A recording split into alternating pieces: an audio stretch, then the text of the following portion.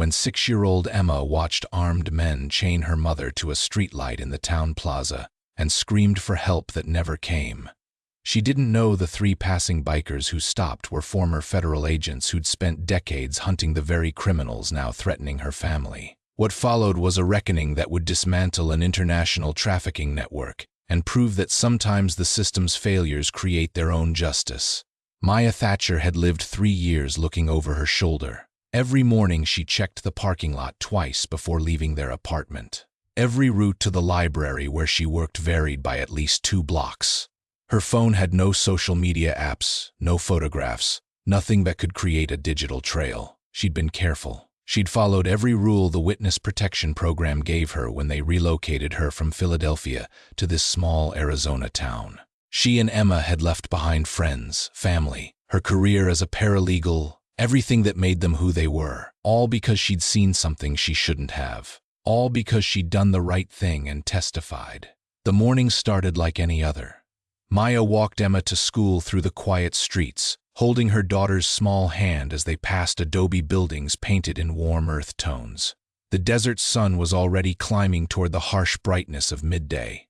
Emma chattered about a book they'd read at the library the previous afternoon, her voice bright with innocent enthusiasm. And then the princess saved herself, Mama. She didn't need the prince at all. Maya smiled, squeezing Emma's hand. That's right, sweetheart. Sometimes we have to be our own heroes. She didn't see the black SUV until it pulled alongside them. She didn't have time to run before 4 men emerged in a choreographed precision that spoke of military training or worse. 2 grabbed her arms while a 3rd pressed something cold and metallic against her spine. Don't scream. Don't fight. You know what happens if you do. The accent was Eastern European, thick and unmistakable. Maya's blood turned to ice. They'd found her. Emma's scream pierced the morning quiet. Mama! They dragged Maya 50 yards to the center of the town plaza, where a Rotiran streetlight stood surrounded by benches and desert landscaping. One man produced heavy chains from the SUV's trunk. Another unfolded a large sign with words in both Russian and English. Maya's hands trembled as they wrapped the chains around her wrists, then secured them to the streetlight. The metal bit into her skin. Emma sobbed somewhere behind her, held back by one of the men. Please, Maya whispered. Please, just let my daughter go. The man who seemed to be the leader stepped close. His face was angular and scarred, his eyes empty of mercy. Your daughter will tell everyone what happens to rats, yes? To traitors who testify. He turned and shouted to the gathering crowd. This woman testified against her friends. This woman is a rat. Anyone who speaks to authorities, this is what happens. They released Emma, who ran to Maya and wrapped her arms around her mother's legs. The men climbed back into the SUV and drove away slowly, deliberately, making sure everyone saw them, making sure the message was clear. Maya looked at the faces in the crowd. Store owners, early morning shoppers, people on their way to work. Every single person looked away. Fear was a contagion that spread faster than compassion. Somebody help us, Emma cried, her small voice breaking. Please, somebody help my mama. No one moved. The crowd began to disperse, people hurrying away as though violence might be contagious. Maya felt tears streaming down her face, tasted salt and shame and terror. Her phone was in her purse, which lay on the ground 10 feet away, deliberately placed just out of reach. 3 years of hiding. 3 years of following rules, checking in with her handler every week, living half a life in exchange for safety. All of it had been a lie. Please, Emma screamed again, running toward people who backed away from her. My mama needs help. The roar of motorcycles cut through the morning air. Maya's first thought was panic. More of them, coming to finish whatever message they'd started. But the 3 bikes that pulled up to the plaza wore different colors, different patches. These men weren't part of Volkov's crew. The lead rider dismounted in one smooth motion. He was tall and lean, probably in his mid-50s, with silver threading through his dark hair and eyes that took in the entire scene in seconds. His leather vest bore the words Desert Riders MC and a nickname, Sentinel. Emma ran to him without hesitation, the way drowning people grab for anything that floats. Please, mister, please help. Bad men chained my mama and everybody's scared and nobody will help. Sentinel knelt to Emma's level. His voice was quiet, steady. "What's your name, sweetheart?" "Emma. And that's my mama, Maya. And the men said she's a rat, but she's not. She's good. She's the best mama. And they chained her and left her and—" "Easy, Emma. Breathe." Sentinel stood, his gaze moving to Maya and the sign hanging above her head. His entire body went rigid. The other two riders had dismounted. One was stocky and barrel-chested with a graying beard, his vest reading Nomad. The other was Native American, tall and silent, with the name Warden stitched above his heart. Sentinel walked slowly to Maya, his boots crunching on gravel. He read the sign once, then again, his jaw tightening with each word. When he looked at Maya, she saw something she hadn't expected: recognition. "How long have you been in protection?" he asked quietly. Maya's breath caught. "How did you—" "I was FBI for 23 years. Human Trafficking Task Force." He gestured to the sign. "This is Volkov's signature. I've seen it in case files from 7 different states." "He found me," Maya whispered. "My handler hasn't returned my calls in 3 days. I think someone told them where I was." Nomad approached, studying the chains. "Professional setup. They wanted her visible but not dead. It's a warning to other potential witnesses," Warden added, his voice a low rumble.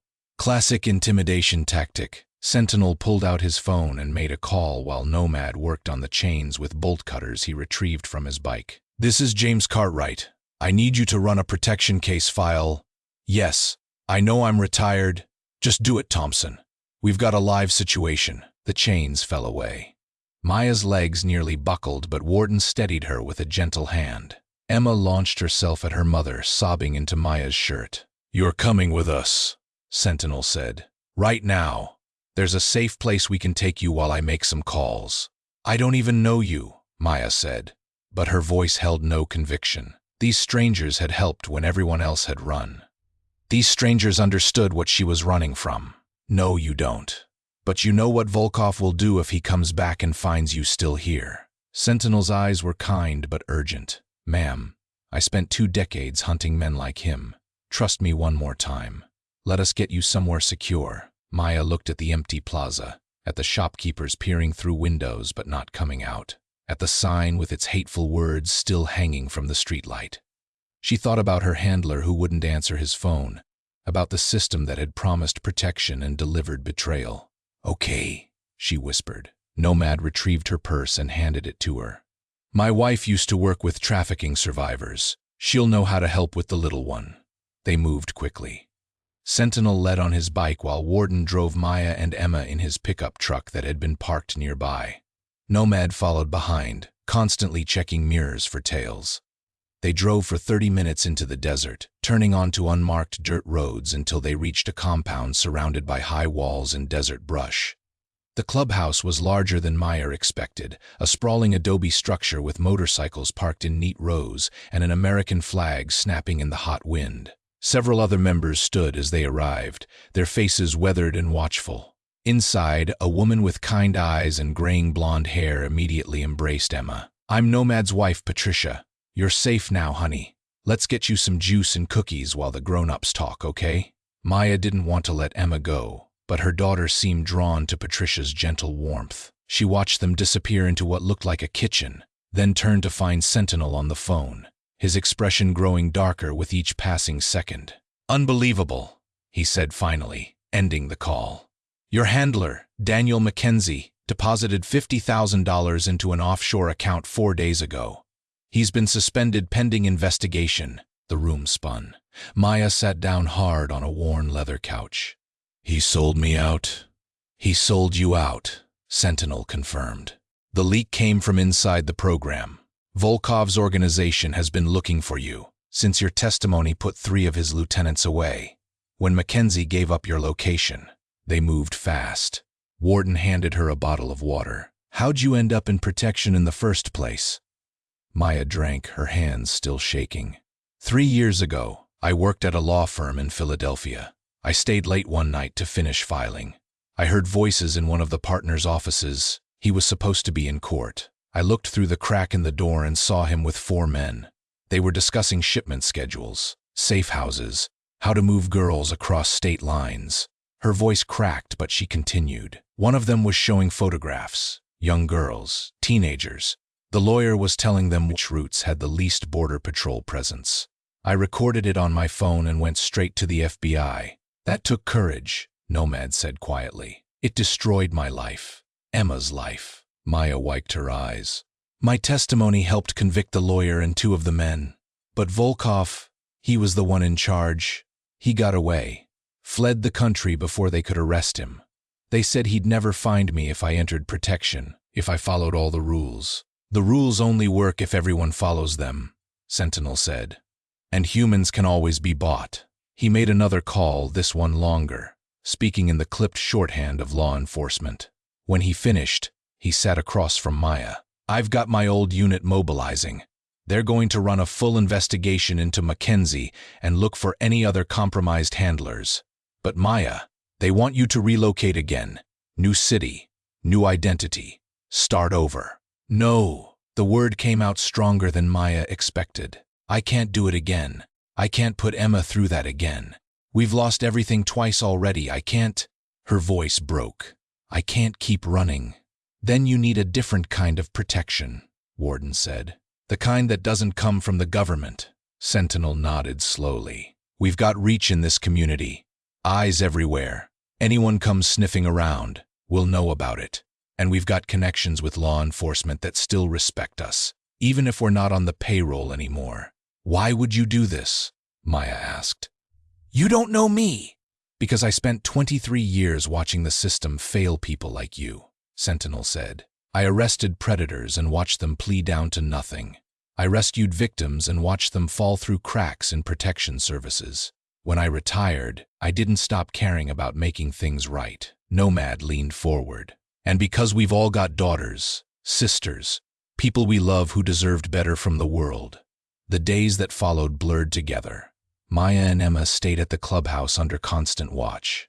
Sentinel's FBI contacts worked around the clock, following the trail of Volkov's organization. Mackenzie confessed everything within hours of being confronted, providing details about the trafficking network's current operations in exchange for a lighter sentence. Patricia sat with Emma during the long hours, reading stories and teaching her to make cookies. Other members' families visited, bringing toys and normalcy. Slowly, Emma's nightmares began to fade. 2 weeks after that morning in the plaza, Maya woke before dawn to the sound of motorcycles. Not 3 this time, dozens. The rumble built like thunder rolling across the desert, shaking the windows of the small room where she and Emma slept. She went to the window and watched as 45 motorcycles arrived in formation, parking in perfect rows. Sentinel stood at the gate directing them, his phone pressed to his ear. Behind the bikes came 3 black SUVs with government plates. Maya's heart hammered. She wrapped a blanket around her shoulders and walked outside. The morning air was cold, the sky just beginning to lighten with dawn's first edge. Sentinel saw her and walked over. His face was different now, harder, more purposeful. It's done. Volkov's entire network got hit simultaneously. 4 states, 17 locations, 63 arrests including Volkov himself. They got him in a warehouse in Nevada. Maya's knees went weak. He's arrested? He's arrested. Along with everyone who worked for him, everyone who protected him, and everyone who helped him find you. Sentinel's smile was fierce. Your testimony 3 years ago gave them enough to build the framework. The case they've built now will put him away for 35 years minimum. One of the SUVs opened and a woman in an FBI windbreaker approached. She was young, maybe 30, with determined eyes. Ms. Thatcher, I'm Special Agent Nina Castillo. I've been assigned as the new lead on your protection case. I need to speak with you about relocation options. She's not relocating, Sentinel said flatly. Agent Castillo's eyebrows rose.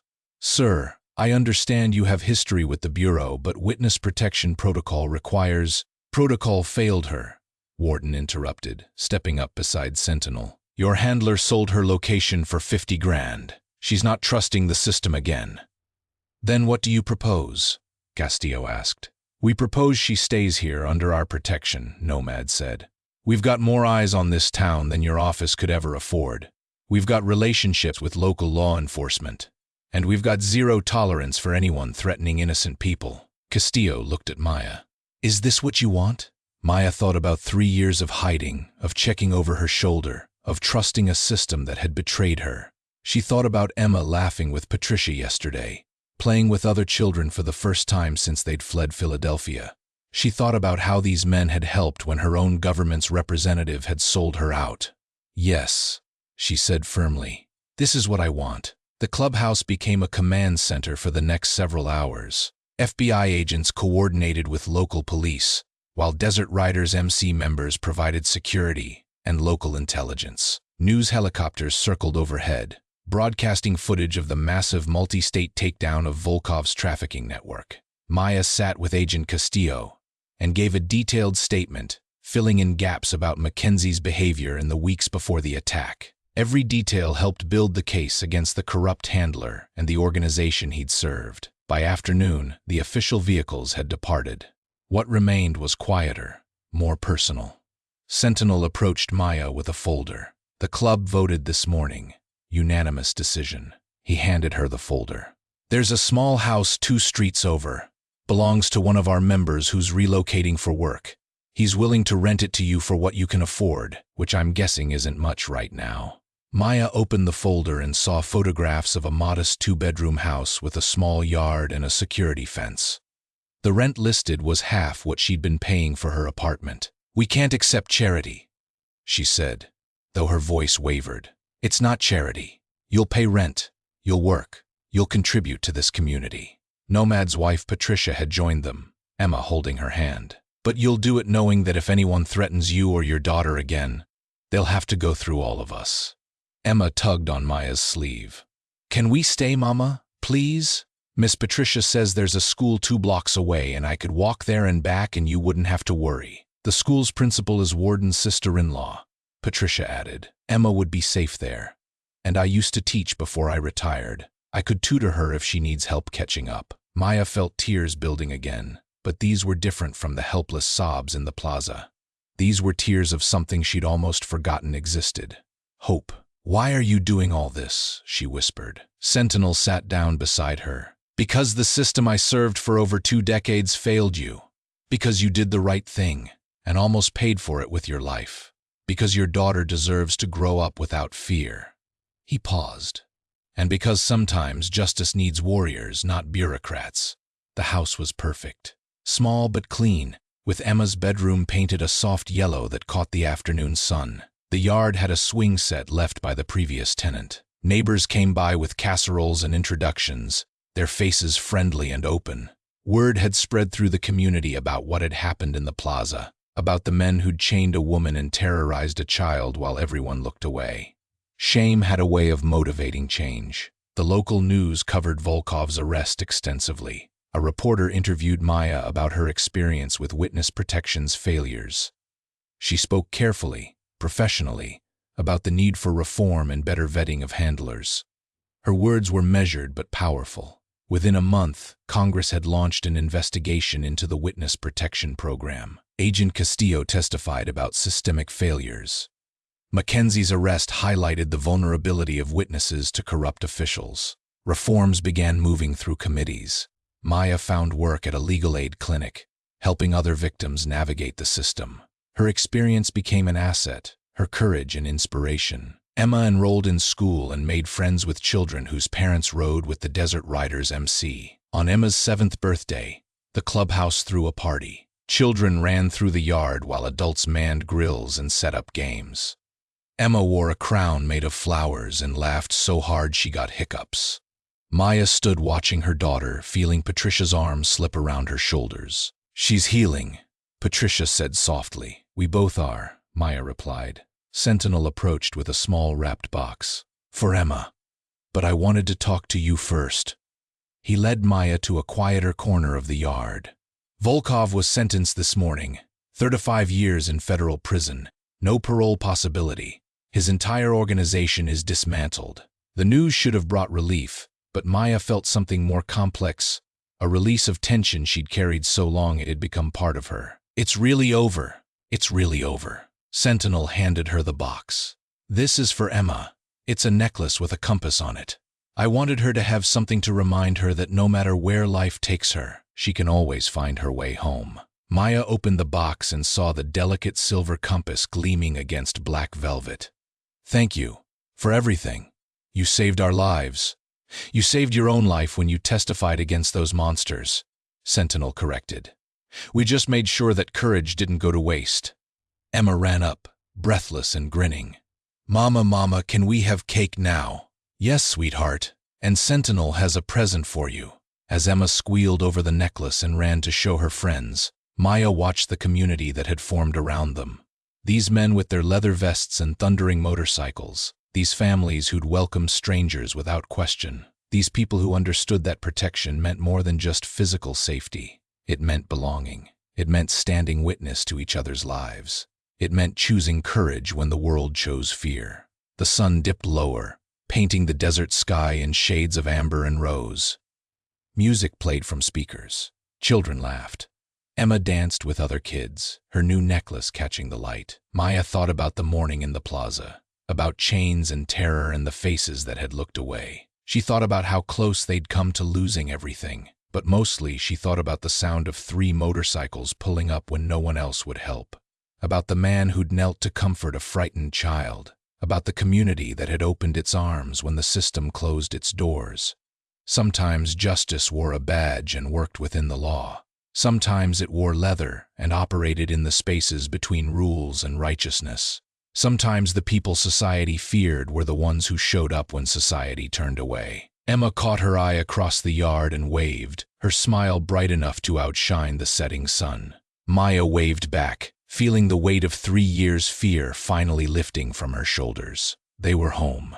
They were safe. They were, at long last, free. In a world that often rewards silence and punishes courage, one woman's choice to speak truth had nearly cost her everything. But it had also revealed something the system had forgotten: that honor doesn't always follow protocol, that protection isn't found in paperwork, and that sometimes the most unlikely guardians are the ones who matter most. Maya and Emma's story became a catalyst for change, but more importantly, it became a testament to the power of showing up, of being present when others turn away, of offering strength to those who've shown courage, of building community in the face of fear.